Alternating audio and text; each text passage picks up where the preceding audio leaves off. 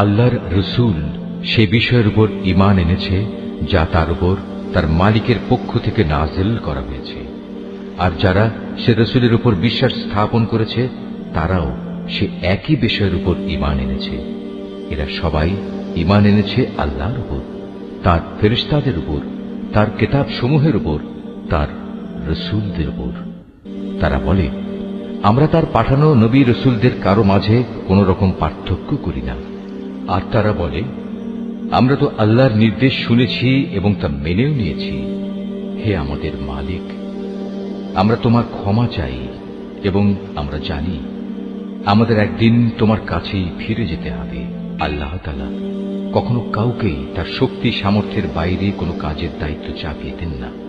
সে ব্যক্তির জন্য ততটুকু বিনিময় রয়েছে যতটুকু সে এ দুনিয়ায় সম্পন্ন করবে, আবার সে যতটুকু মন্দ দুনিয়ায় অর্জন করেছে